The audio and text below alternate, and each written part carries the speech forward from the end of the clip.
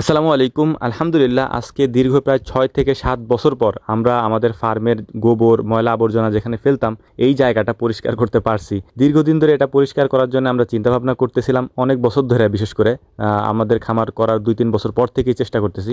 But এই জায়গাটা ভরে গেছে, মানে এখানে অনেক বড় একটা পুকুর ছিল। পুকুর বলতে এখানে মূলত আমি মাছ চাষ করতাম। একসময় মাছ চাষ করার জন্য এই জায়গাটা আমি গর্ত করছিলাম। পরবর্তীতে যখন আমরা গরুর খামার করি, গরুর খামার করার পরে এখানে গরুর ময়লা আবর্জনা ফেলতে ফেলতে এটা ভরে গেছে একবারে। এরপর আমরা লোক দিয়ে কাটানোর চেষ্টা করছি, মানে মাটির মতো করে কাটানোর চেষ্টা করছি, কিন্তু বাট ওইটা তো সম্ভব না, কারণ এখানে পুরো ঝোল টাইপের তো এইটা কাটা সম্ভব ছিল না, আর উঠানো সম্ভব ছিল না। এই জন্য আমরা ভেকু দিয়ে এটা কাটার ব্যবস্থা করছি, কারণ এইটা ছাড়া অন্য কোনো উপায় নাই। আর আস্তে আস্তে যেহেতু এটা আমাদের খামারের সমান সমান হয়ে গেছে, তাই যখন বৃষ্টি নামে তখন এখানকার ময়লা আবর্জনার পানি এটা আমাদের খামারের ভিতরে ঢুকে যায়। আর এটার থেকে সামনের দিকের অংশ আমাদের বাড়ি, তো দেখা যায় যে অনেক সময় বাড়ির দিকেও চলে যায়। তো এটা একটা সমস্যা আমাদের জন্য দীর্ঘদিনের। তো আমরা অনেক দিন যাবত চেষ্টা করতেছিলাম যে ভেকু দিয়ে এটা করা যায় কিনা, কিন্তু ভেকু আনতে গেলে তো অনেক বড় একটা খরচের ব্যাপার। তো যাই হোক, আলহামদুলিল্লাহ, তারপর আমরা আনছি, যেহেতু আমাদের লাগবে, দরকার। তো এটা এনে তারপর আমরা এটাকে পরিষ্কার করার চেষ্টা করব আজকে। তো সকাল থেকে আমাদের কার্যক্রম ছিল এটা পরিষ্কার করার, বিশেষ করে এখানে যাতে ভেকুটা ঢুকে। এটা যেহেতু অনেক বড় একটা জিনিস, তো এটা মানে এখানে ঢোকানোর জন্য আমরা চেষ্টা করতেছিলাম।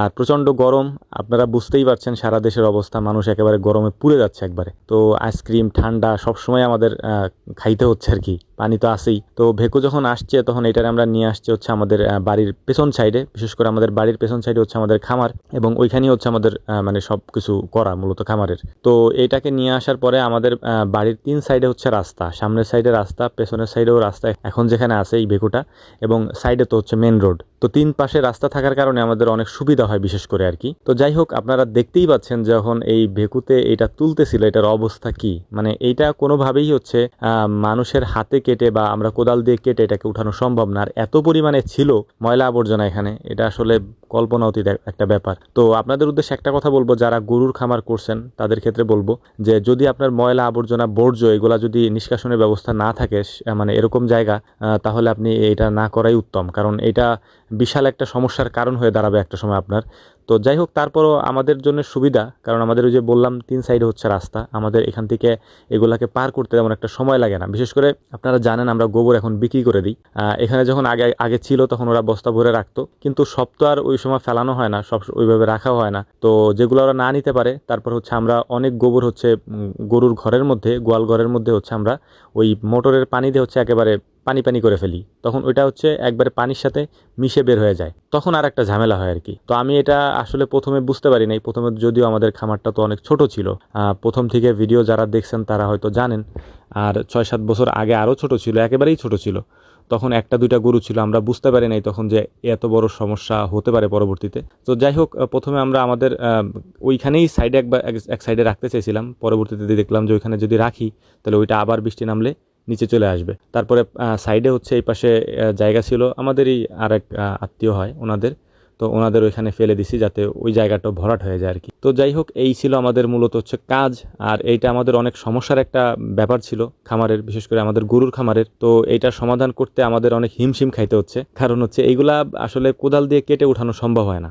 অনেক ক্ষেত্রে আমরা চেষ্টাও করছি অনেকবার, বাট সম্ভব হয় না। কিন্তু এখানে একটা সমস্যা যে এই যে ভেকু, যেটাকে আমরা ভেকু বলি, এই ভেকুর যে মানে হাতা বলে, এটা অনেক দূর পর্যন্ত যায় না, যে কারণে আমরা পুরোটাকে করতে পারিনি, অর্ধেকটা করছি।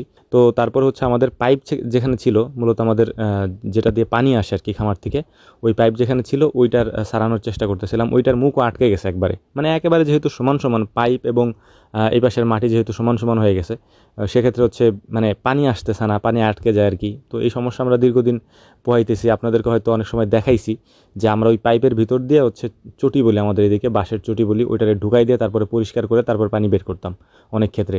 আর বৃষ্টির দিন আসলে তো বিড়ম্বনার কোনো শেষ নাই, এই ময়লা আবর্জনা উপরে উঠে যায়।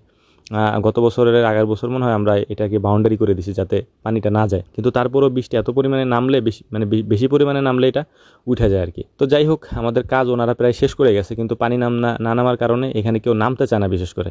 কিন্তু আমার তো ময়লা আবর্জনা কোনো সমস্যা নাই, এগুলো নিয়ে আমার কোনো মাথা ব্যথাও নাই, আর আমার ওই গা ঘিন ঘিনও করে না। আলহামদুলিল্লাহ, আল্লাহ তাআলা আমাকে এই জিনিসগুলা মেনটেন করার তৌফিক দিয়েছেন বলে হয়তো এত দূর আগে আসতে পারছি, নাহলে হয়তো সম্ভব ছিল না। তো যাই হোক, আমি নিজেই নেমে গেছিলাম এরপরে গামবুট পরে।